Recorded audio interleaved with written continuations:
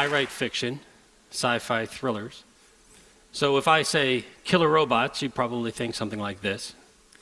But I'm actually not here to talk about fiction. I'm here to talk about very real killer robots, autonomous combat drones. Now, I'm not referring to Predator and Reaper drones, which have a human making targeting decisions. I'm talking about fully autonomous robotic weapons that make lethal decisions about human beings all on their own. There's actually a technical term for this, lethal autonomy. Now, lethally autonomous killer robots would take many forms, flying, driving, or just lying in wait.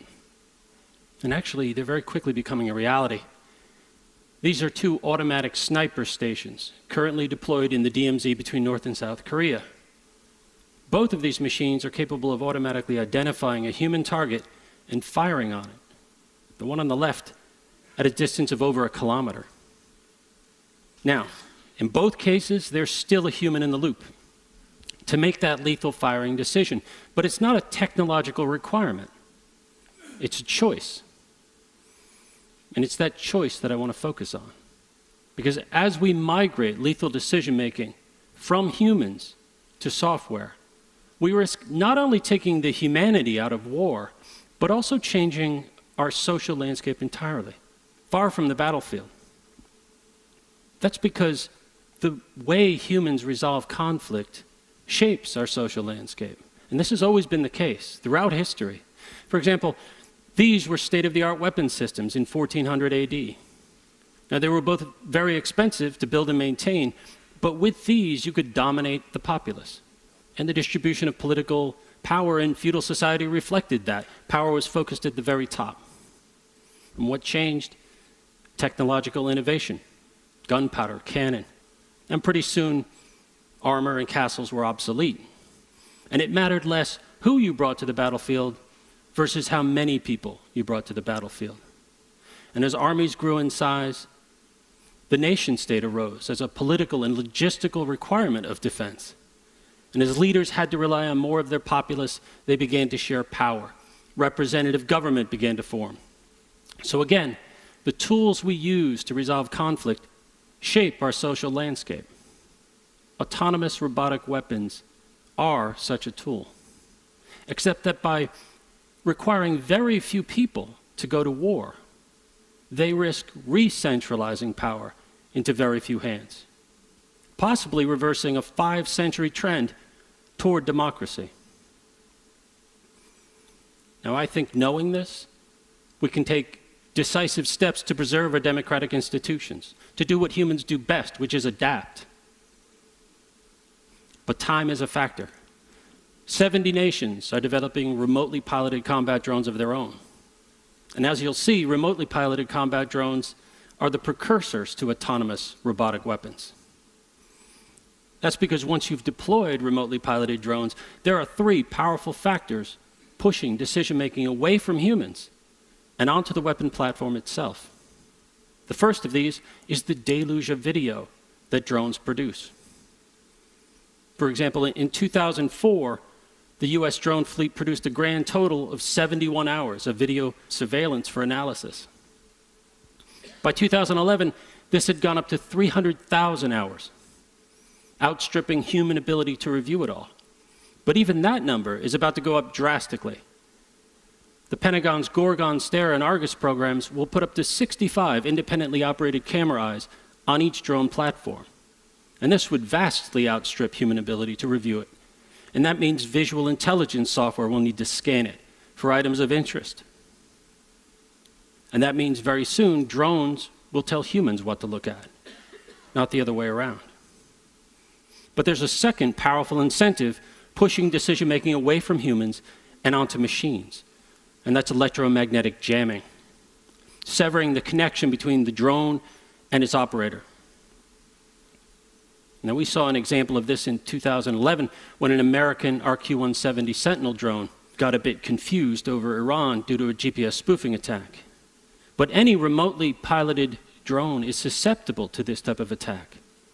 And that means drones will have to shoulder more decision-making. They'll know their mission objective. and they'll react to new circumstances without human guidance. They'll ignore external radio signals and send very few of their own, which brings us to really the third and most powerful incentive, pushing decision-making away from humans and onto weapons: plausible deniability. Now, we live in a global economy. High-tech manufacturing is occurring on most continents. Cyber espionage is spiriting away advanced designs to parts unknown. And in that environment, it is very likely that a successful drone design will be knocked off in contract factories, proliferate in the gray market.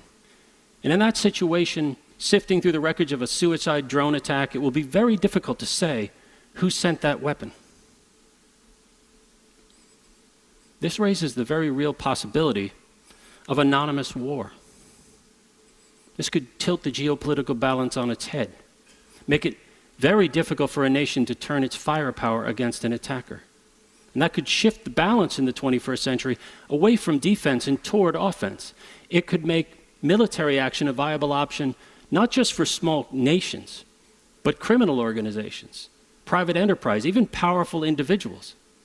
It could create a landscape of rival warlords, undermining rule of law and civil society. Now, if responsibility and transparency are two of the cornerstones of representative government, autonomous robotic weapons could undermine both.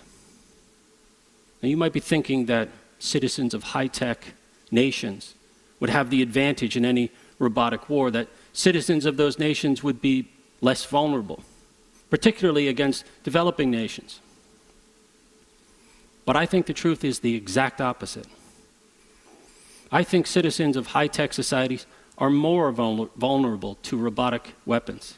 And the reason can be summed up in one word: data. Data powers high-tech societies. Cell phone geolocation, telecom metadata, social media, email, text, financial transaction data, transportation data. It's a wealth of real-time data on the movements and social interactions of people. In short, we are more visible to machines than any people in history. And this perfectly suits the targeting needs of autonomous weapons. What you're looking at here is a link analysis map of a social group. Lines indicate social connectedness between individuals. And these types of maps can be automatically generated based on the data trail modern people leave behind.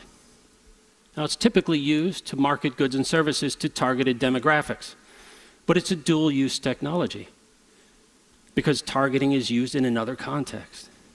Notice that certain individuals are highlighted. These are these hubs of social networks. These are organizers, opinion makers, leaders.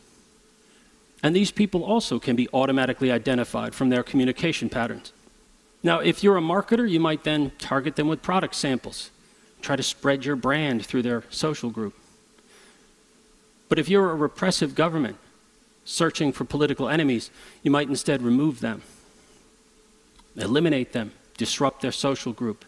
And those who remain behind lose social cohesion and organization. Now, in a world of cheap, proliferating robotic weapons, borders would offer very little protection to critics of distant governments or transnational criminal organizations. Popular movements agitating for change could be detected early, and their leaders eliminated before their ideas achieve critical mass. And ideas achieving critical mass is what political activism and popular government is all about. Anonymous, lethal weapons could make lethal action an easy choice for all sorts of competing interests. And this would put a chill on free speech and popular political action, the very heart of democracy. And this is why we need an international treaty on robotic weapons, and in particular, a global ban on the development and deployment of killer robots.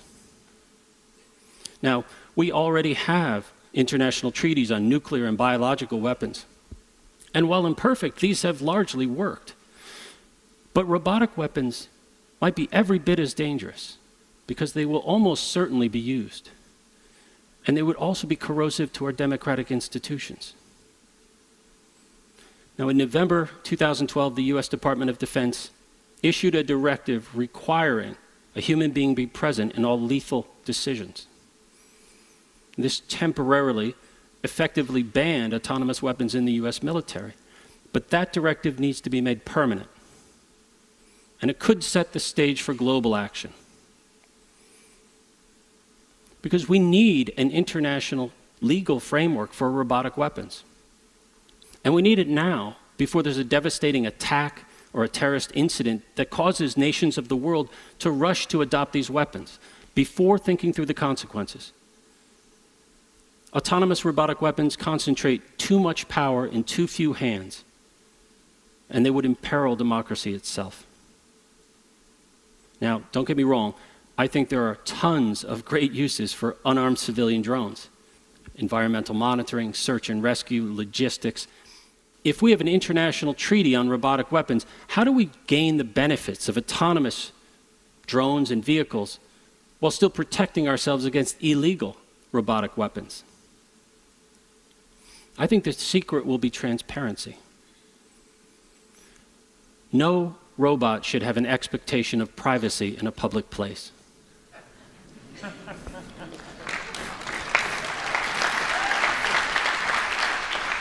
Each robot and drone should have a cryptographically signed ID burned in at the factory that can be used to track its movement through public spaces.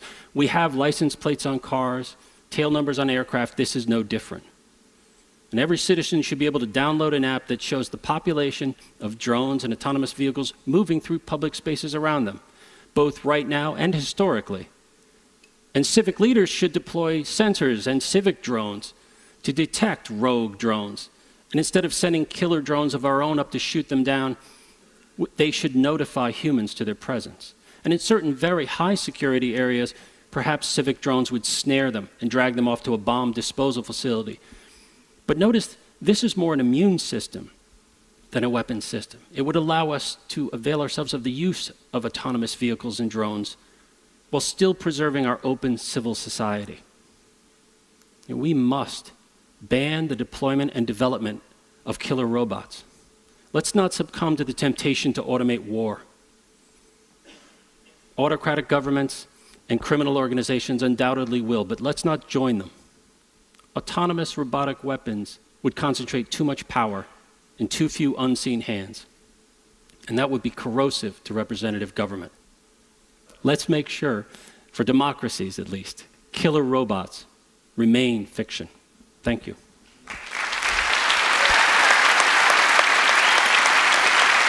Thank you.